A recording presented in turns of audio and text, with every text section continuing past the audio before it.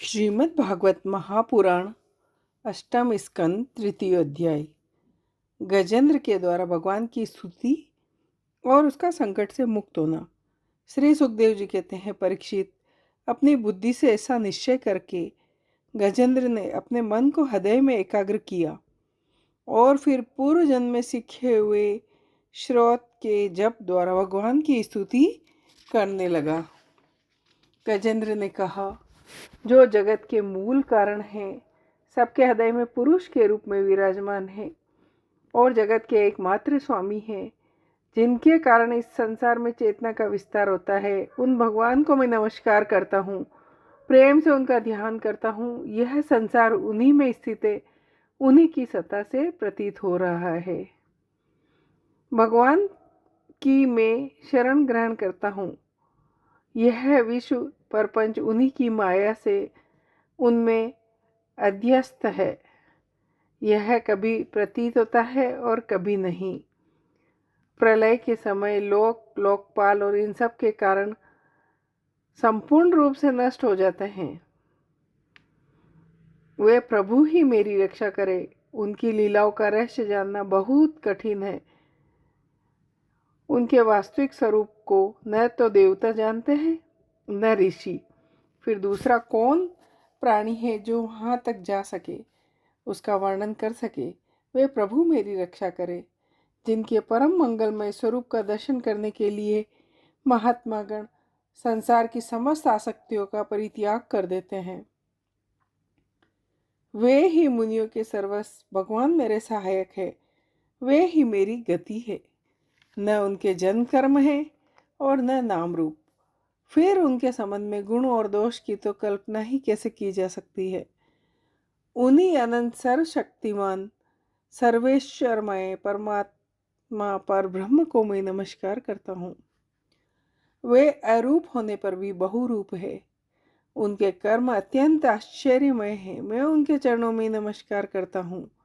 स्वयं प्रकाश सबके साक्षी परमात्मा को मैं नमस्कार करता हूँ, जो मन, वाणी और चित्त से अत्यंत दूर है।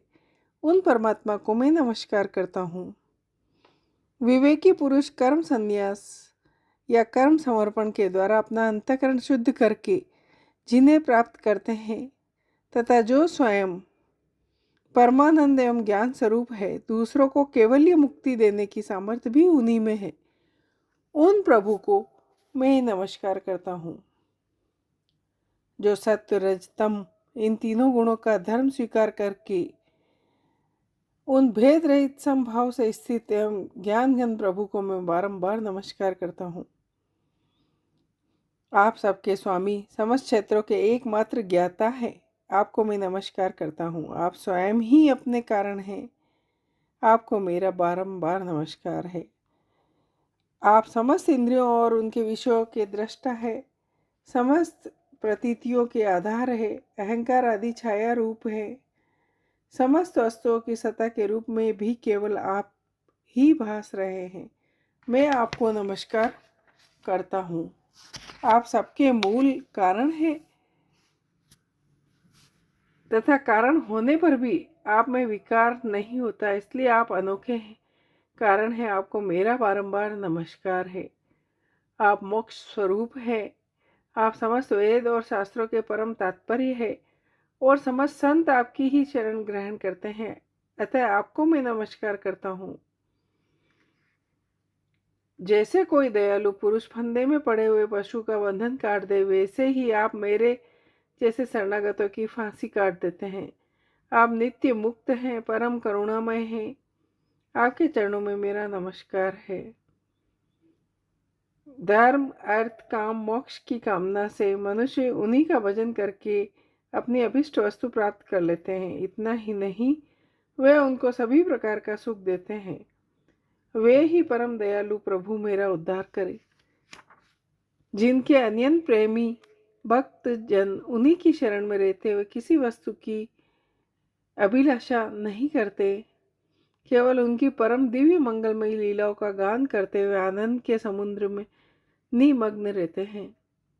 जो अविनाशी, सर्वशक्तिमान, अव्यक्त और अत्यंत सूक्ष्म है, जो अत्यंत निकट रहने पर भी बहुत दूर जान पड़ते हैं, जो आध्यात्मिक योग, ज्ञान योग या भक्ति योग के द्वारा प्राप्त होते हैं, उन्हीं आदि पुरुष अनंत एवं परिपूर्ण पर ब्रह्म परमात्मा की मैं स्तुति करता हूँ, जिनकी अत्यंत छोटी कला से अनेक नाम रूप के भेदभाव से युक्त ब्रह्मा आदि देवता, वेद और चराचर लोकों की सृष्टि हुई है।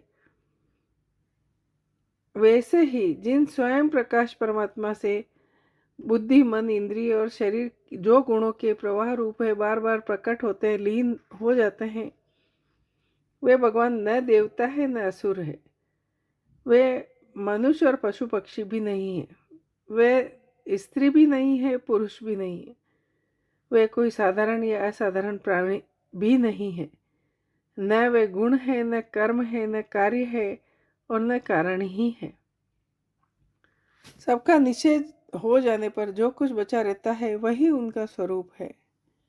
वे ही परमात्मा मेरे उद्धार के लिए प्रकट हो।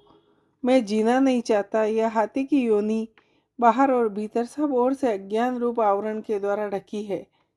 इसको रखकर क्या करना? मैं तो आत्म प्रकाश को ढकने वाले उस अज्ञान रूप आवरण से छूटना चाहता हूँ, जो काल क्रम से अपने आप नहीं छूट सकता, जो केवल भगवत कृपा तथा तत्व ज्ञान के द्वारा ही नष्ट होता है। इसलिए मैं उन पर ब्रह्म परमात्मा की शरण में हूँ, जो विश्व रहित होने पर भी विश्व के रचयिता है, साथ ही जो विश्व की अंतरात्मा के रूप में विश्व रूपी सामग्री से क्रीड़ा भी करते हैं। उन अजन्मा परम पद स्वरूप ब्रह्म को मैं नमस्कार करता हूँ। योगी लोग योग के द्वारा कर्म वासना और कर्म फल को भस्म करके अपने योग शुद्ध हृदय में जिन योगेश्वर भगवान का साक्षात्कार करते हैं, उन प्रभु को मैं नमस्कार करता हूँ। प्रभु, आपकी तीन शक्तियां सत्व, रज और तम के रागादि वेग असहनीय है। समस्त इंद्रियों और मन के विषय के रूप में भी आप ही प्रतीत हो रहे हैं। इसलिए जिनकी इंद्रिया वश में नहीं है, वे तो आपकी प्राप्ति का मार्ग भी नहीं पा सकते। आपकी शक्ति अनंत है, आप शरणागत वत्सल है। आपको मैं बारंबार नमस्कार करता हूँ। आपकी माया अह बुद्धि से आत्मा का स्वरूप ढक गया है, इसी से जीव अपने स्वरूप को नहीं जान पाता। आपकी महिमा अपार है। उन सर्वशक्तिमान माधुर्य निधि भगवान की मैं शरण में हूँ। सुखदेव जी कहते हैं, परीक्षित, गजेंद्र ने बिना किसी भेदभाव के भगवान की स्तुति की। इसलिए भिन्न भिन्न नाम और रूप को अपना स्वरूप मानने वाले ब्रह्मा आदि देवता उसकी रक्षा करने के लिए नहीं आए। उस समय सर्वात्मा होने के कारण सर्वदेव स्वरूप स्वयं भगवान श्री हरि प्रकट हो गए। विश्व के एकमात्र आधार भगवान ने देखा कि गजेंद्र अत्यंत पीड़ित हो रहा है, अतः उसकी स्तुति सुनकर वेद में गरुड़ पर सवार हो चक्रधारी भगवान बड़ी शीघ्रता से वहां के लिए चल पड़े, जहाँ गजेंद्र अत्यंत संकट में पड़ा हुआ था। उनके साथ स्तुति करते हुए देवता भी आए। सरोवर के भीतर बलवान ग्रह ने गजेंद्र को पकड़ रखा था। वह अत्यंत व्याकुल हो रहा था। जब उसने देखा आकाश में गरुड़ पर सवार होकर भगवान श्री हरि आ रहे हैं, तब अपने सूंड में कमल का एक सुंदर पुष्प लेकर उसने ऊपर को उठाया और बड़े कष्ट से बोला, नारायण जगत गुरु भगवान, आपको नमस्कार है। जब भगवान ने देखा गजेंद्र अत्यंत पीड़ित हो रहा है, तब एक बार के गरुड़ को छोड़कर कूद पड़े और कृपा करके गजेंद्र के साथ ग्राह को भी बड़ी शीघ्रता से सरोवर से बाहर निकाल लाए। फिर सब देवताओं के सामने ही भगवान श्री हरि ने चक्र से ग्राह का मूल फाड़ डाला और गजेंद्र को छुड़ा दिया।